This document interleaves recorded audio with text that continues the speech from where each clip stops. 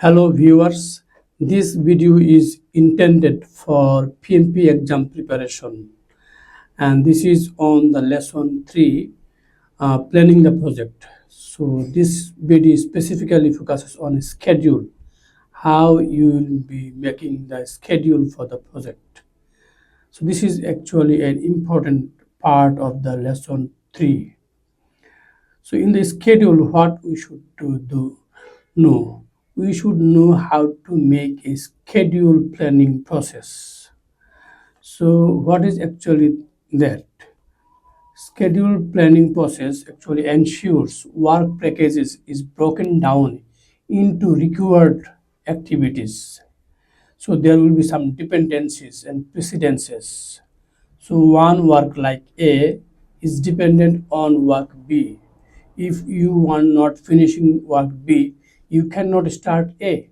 So this kind of independencies can happen.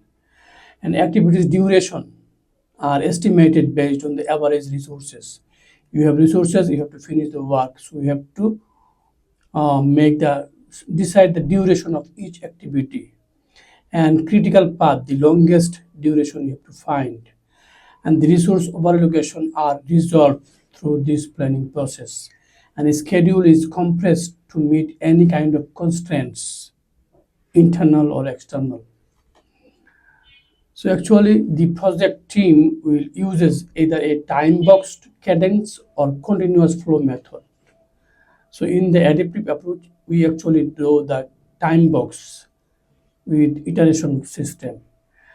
And also the project team can adopt religious time frames, plan each iteration with work, and they can prioritize, estimates, and decomposes user stories into tasks and determines iteration velocity.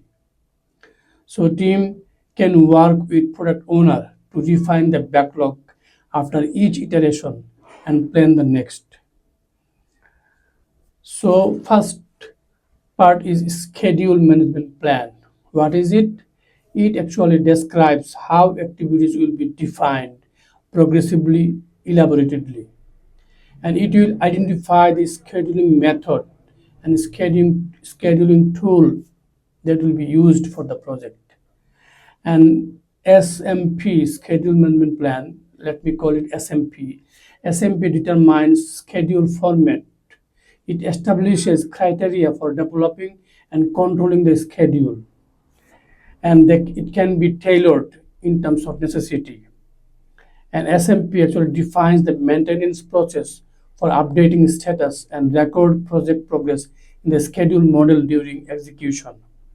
In the hybrid approach, a schedule management plan can help by placing management controls on the project timeline. So what will be in the SMP? In the schedule management plan, what are the components? So there will be a schedule mode, either time, date, or day. You have to fix the time schedule, and it should be accurate. So what will be the exact time for each of the activity? You have to make it with the accuracy, and there should be unit of measure. Either it is based on staff or manpower, or it is based on hours, days, or week. You have to be using a similar kind of measurement. And organizational procedure links. You will break all the work, we will decompose all the activity, but make it consistent. We have to make a consistent system. You have to follow a organizational structure. And there should be control threshold for monitoring schedule performance before taking action, escalation or reviews expressed as percentage deviation from the baseline. So you have a schedule baseline that is approved by the authority, either by a sponsor or by the product owner. However, based on the necessity in terms of internal or external assumptions or risk or challenges, you have to make control on these changes, and you have to follow some rules and regulations in terms of making this schedule. and it should be reported to the highest authority regularly. So a reporting system you should establish here in the SMP. And SMP actually, it's a process description, describes how schedule management processes are documented. So there should be documentation of schedule management. So how you can make this schedule management plan? Start with a benchmark. For example, if there is similar project already completed, you can hire some idea from there, or you can use some historical data from the previous project if it is similar, or you can make a hybrid approach. You can tailor yourself, so you can copy from other similar projects which already done by other authorities or similar authorities, or you, in terms of time, place, manner, you can change as per your need, and that we call hybrid system, hybrid scheduling, or tailoring your schedule. So in the predictive schedule planning, actually there is there is some concepts. For example, dependency. What is dependency? So if I make a building, first I will put the brick and cement and concrete. Then I can go for the painting after a certain time. So before making brick wall, I cannot go for painting. So the painting is dependent on the making the wall first. So this kind of dependency can happen. And number two is precedence relationship. There are some works which can lead another one. So there is two concepts: lead, time decrease; lag, time increase. For example, if I make a wall with brick and concrete, then I have to wait for 3 days to dry out for making paints. So this is the example of lag. You have to wait for 3 days more to dry out for making painting. On the other hand, if I make some design and I can start coding before completing the design, I have started design, so I can start also the coding. And as long as my design is going on, my coding also will be going on. So actually, after finishing the design, I can start the coding. So that is actually lead, time decreasing. Two tasks is going on simultaneously. Although the design started fast, then immediately coding also started. And there is another concept, critical path, the longest path, the longest path, but shortest possible time. That's called critical path. I will show you in the coming slide. So I have told you about dependency. So it can be four types. One is mandatory. In some cases, it's mandatory. You have to follow it. You cannot make a paint before making the wall. So it is mandatory dependency. On the other hand, in some places there are some discretionary dependency. If the authority or project team wants, they can use it. They can start this A or B, either way is possible. So it is discretionary. Another is external. The some activities from the outside, they can be dependent, or some can be internal. I mean, in the within the project there are some other works. So activities performed outside the project team's work is external dependency, and activities performed inside the project is called the internal dependency. And now see this slide. Actually, here any work, for example, this blue one, you have started work and you will finish it.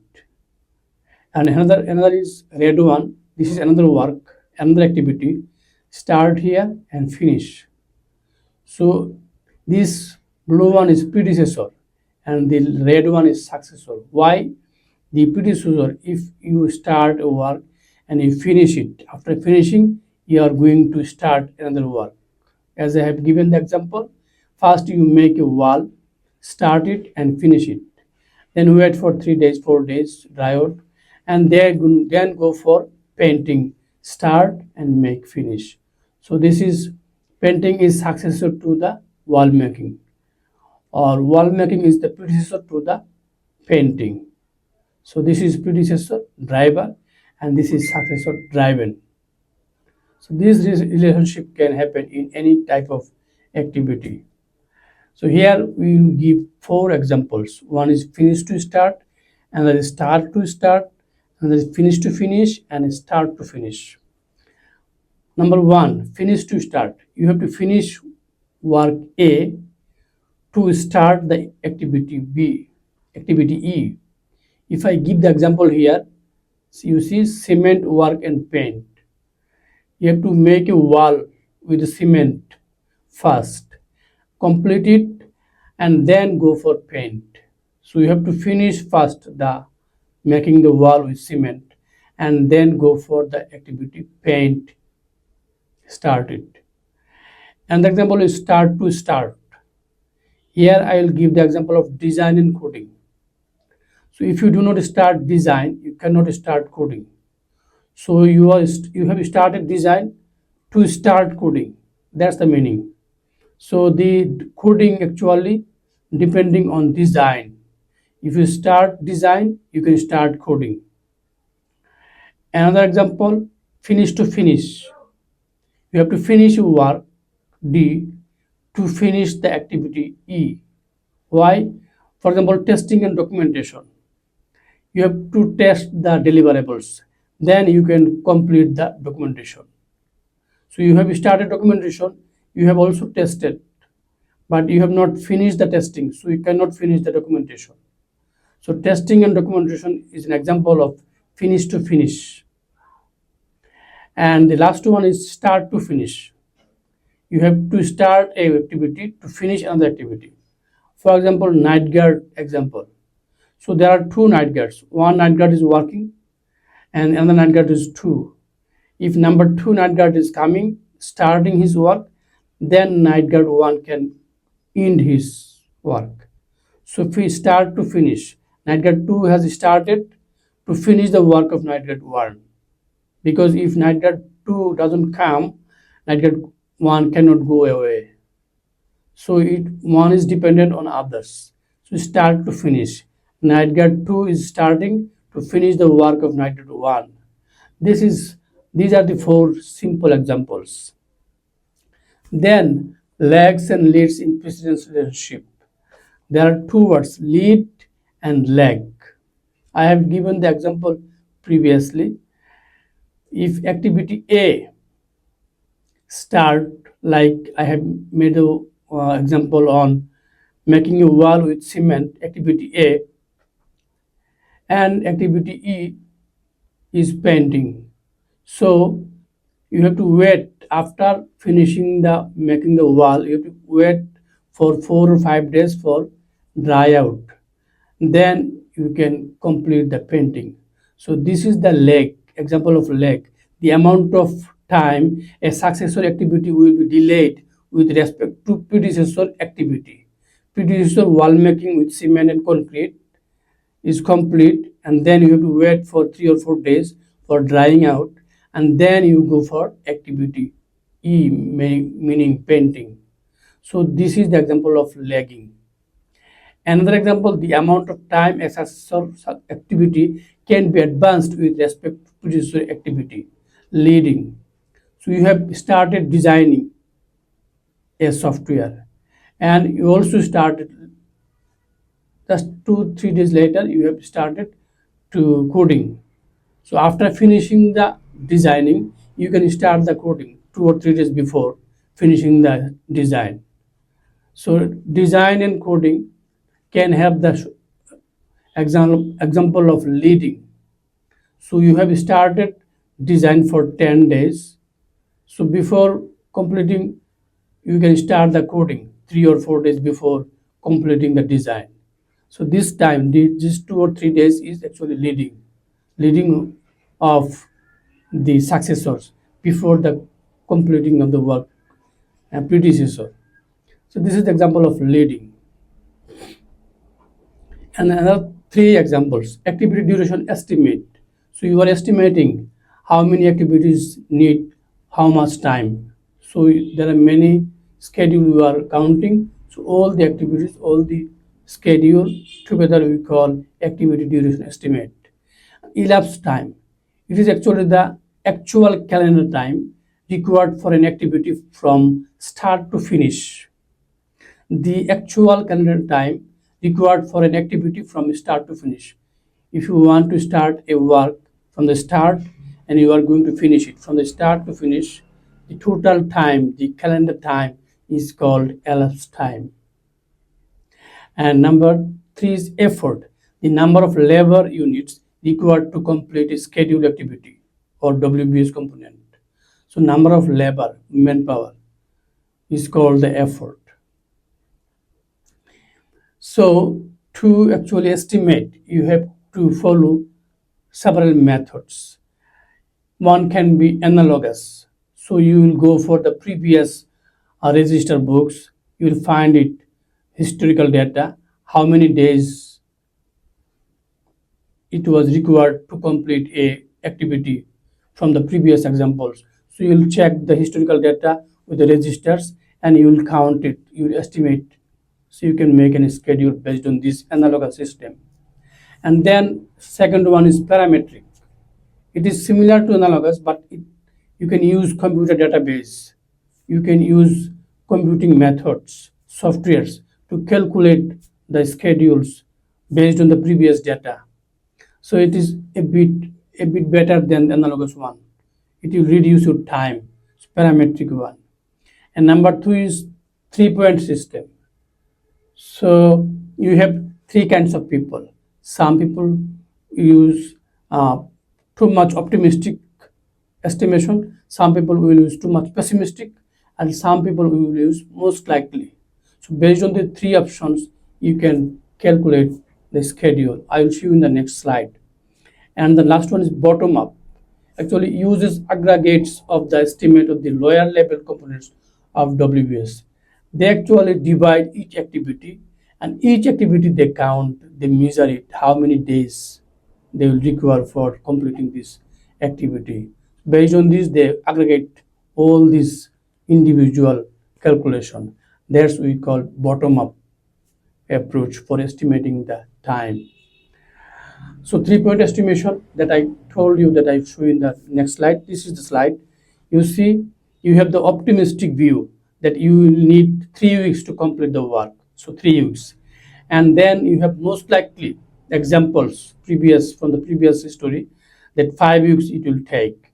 And you have a pessimistic view that it will take 10 weeks to complete the work. So one is 3 optimistic, and there is most likely 5 weeks, and pessimistic view is 10 weeks. So if you add all the 3 together and divide by 3, you will get the 6 weeks in average. So this is one example. But in beta distribution part average, there is another formula that E equal to O plus 4M plus P. O means optimistic, this 3 weeks.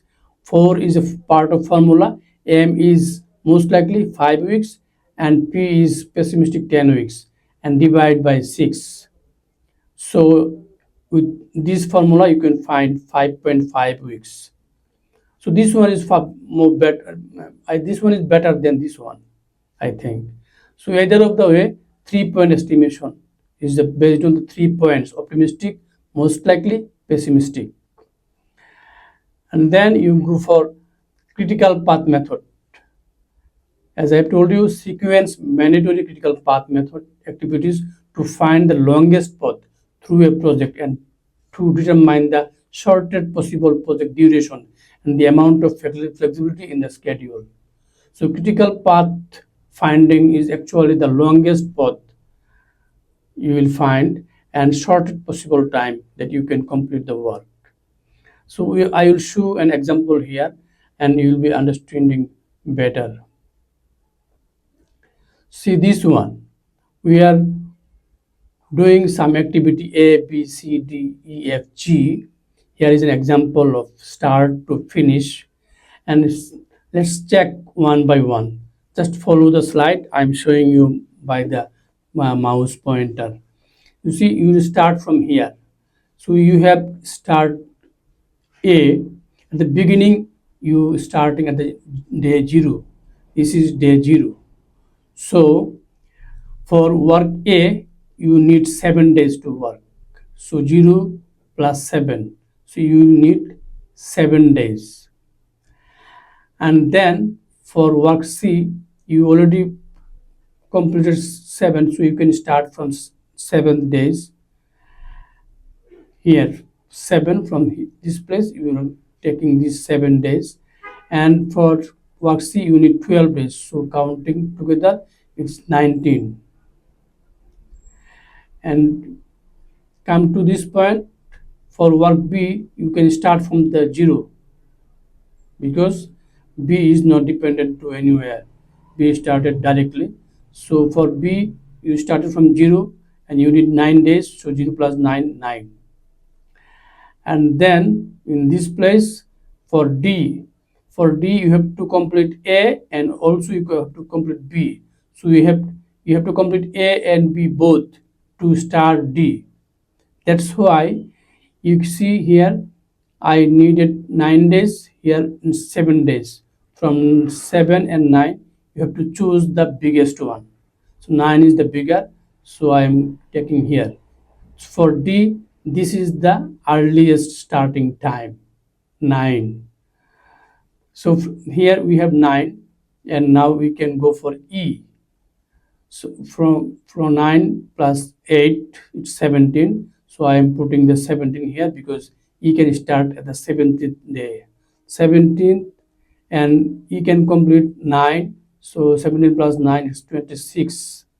On the other hand, here it's 19.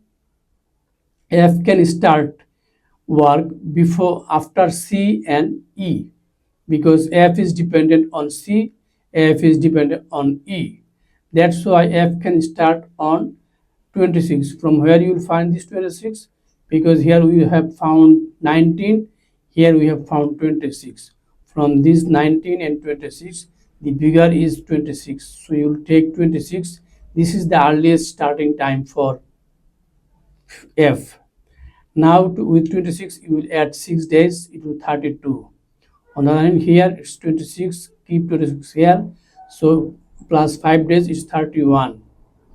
So G can be finished at the 31st day and F can be finished on the 32nd day. So actually total work will be finished on the 32nd day. So this is the forward path. Now calculate the backward path. We have 32, the total time is 32 day. So put this 32 here and here. So start from here 32 and you can, so it's 6 days for F. So minus 32, 6 from 32 is 26. And here from 32, you can minus 27, you will 5. So here 6, here 5. So this work is dependent on this one and also from this one. They are connected. So here we have found 27, here 26. So from these two, you will take the smaller one. When you are going from the forward pass, you have chosen the bigger one. But this time for the backward, you have to choose the smaller one. So from 27 and 26, 26 is the smaller. So we have taken 26. So minus 17, we have found minus 9, we have found 17 here. And on the other hand, for this one, keep this 26 here. So minus 12, we have 14 here. So here we have 14 and bring this 17 here. From 17 minus 8, you got 9. So 9, here you got 9, here you got 14. So this 2 is connected with this one. So 14 and 9. So 9 is the smaller, keep this 9 here. So 9 minus 7 is 2 and this 9 also will be here. 9 minus 9 is 0. So it's finished now. Now check that this one 0 minus 0, 9 minus 0, 0, slack is 0. 9 minus 9, 17 minus 17 is 0. 17 minus 17, 26, it's 0. This one also 0. This one also 0. So the path is this, and this. So B, D, E, F, B, D, E, F, G is the critical path. Not this one. This one. B, D, E, F is the critical path.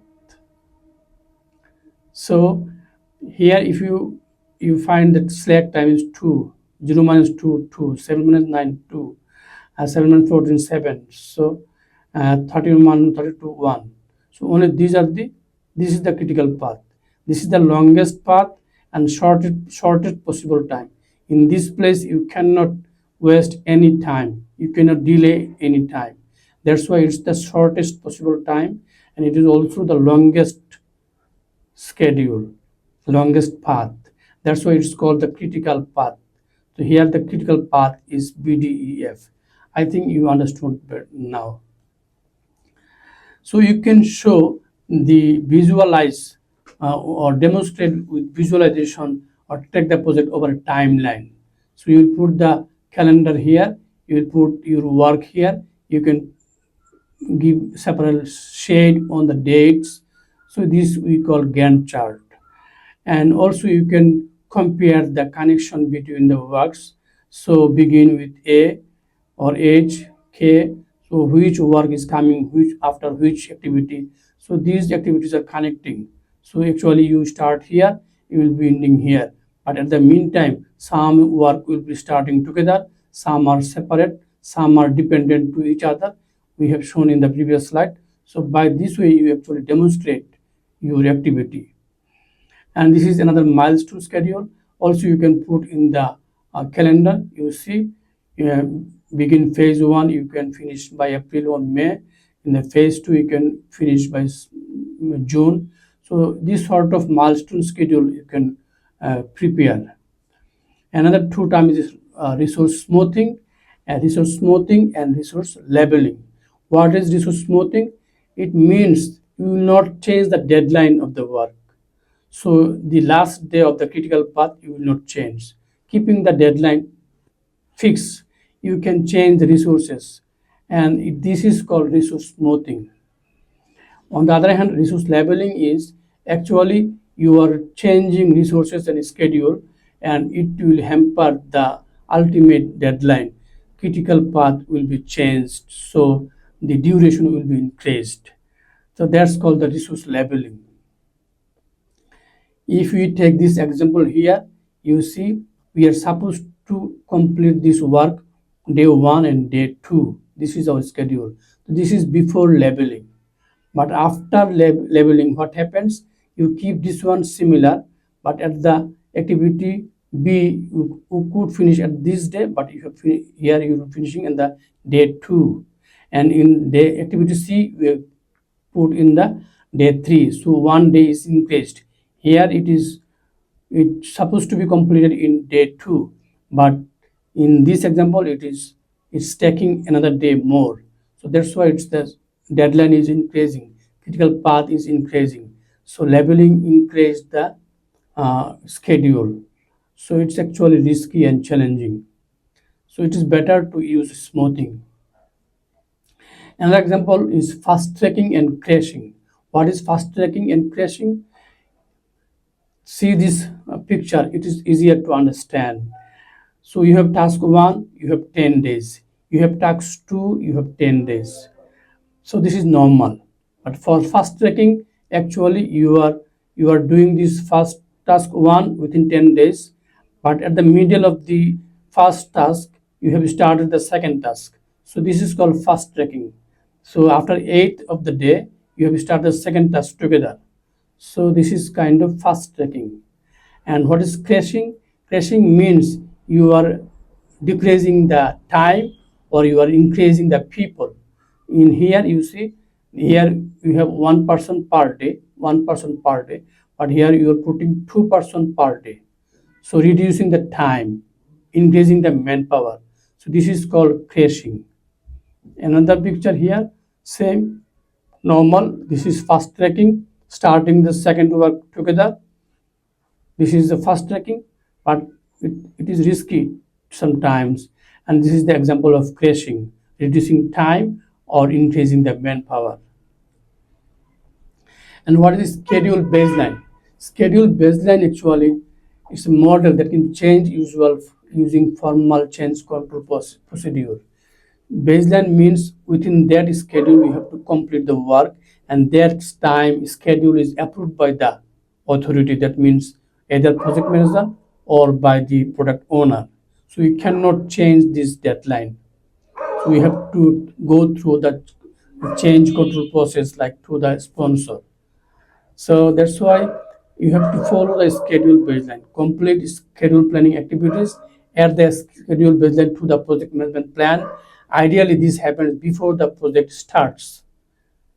So make the schedule baseline, prepare the schedule management plan, compare actual progress to the baseline while two teamworks.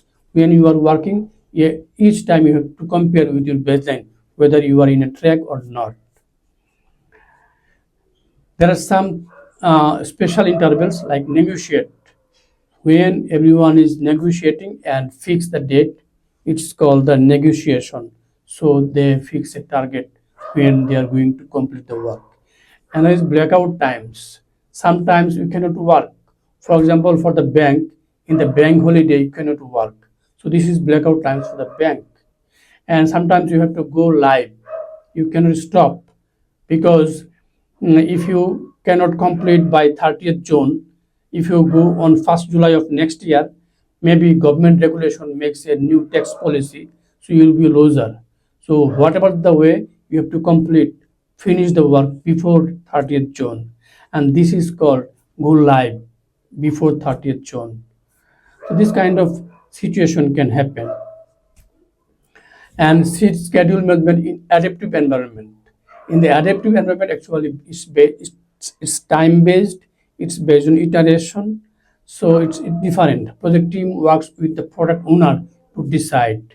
Product owner actually decide the schedule, how many days you need for the specific iteration or specific cadence. So choose an approach. Is it time boxed scheduling with backlog or on demand continuous scheduling? So if for each feature you will make a schedule. For another feature you will make another schedule. It can happen. So it depends on the adaptive environment. So you can compare on-demand Kanban lean based or time box iterative process. So actually, two is different. In the on-demand Kanban lean based, allows individual requests to be addressed.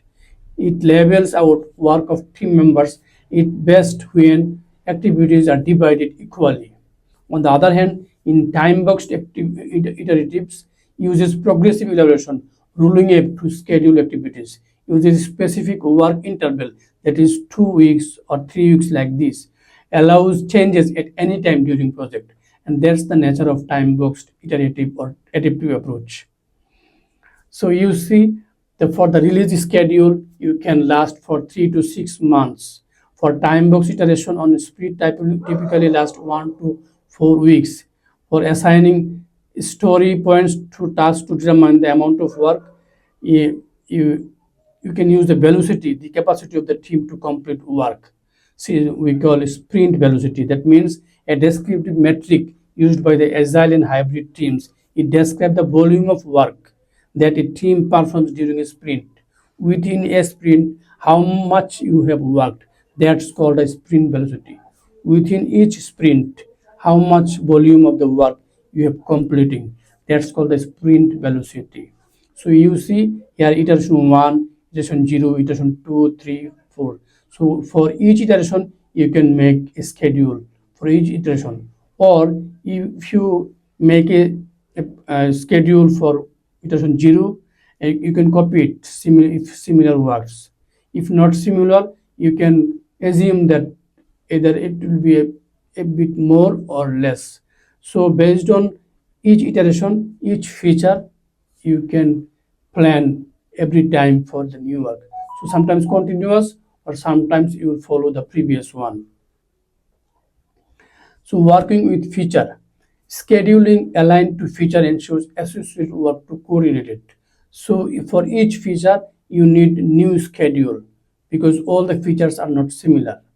However, based on the story, if you read the story, if you understand, break up it, you can make a new schedule for each of the event, for each of the release, for each of the backlogs.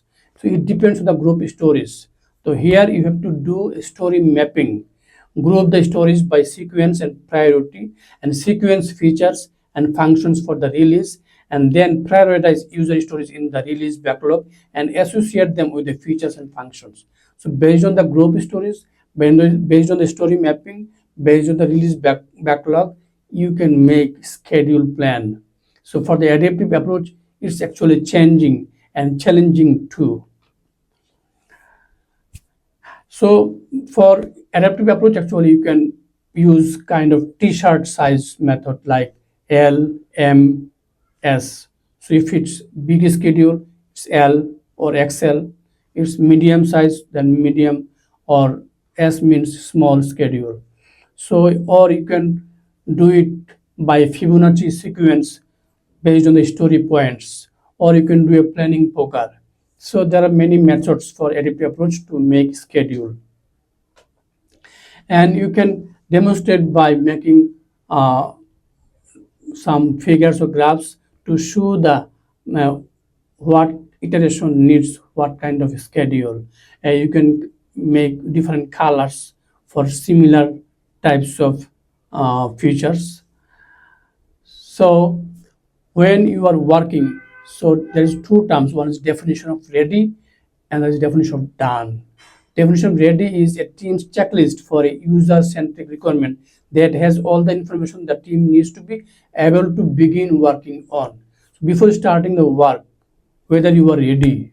So definition of ready means you have all the resources and time available to start the work. That's called definition of ready, door. And definition done means you have completed the work, and you have put all the features you need, all the requirements done by the asked by the product owner. That's called definition of done. That means it's complete, including all the features wanted by the product owner. So this is called the DUD. DUD is similar to the acceptance criteria. In the predictive, we call acceptance criteria.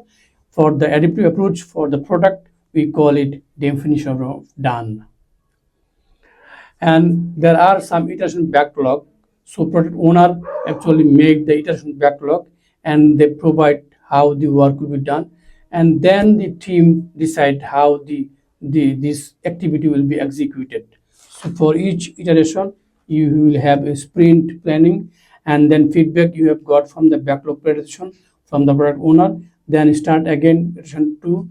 Then again you will get the feedback from the product owner, and then again another iteration. This way it will be repeating before it's finished, before the product owner satisfied. So this is all from the schedule. So in this video I have finished the lesson, part of the lesson 3, especially the schedule part. Thank you so much.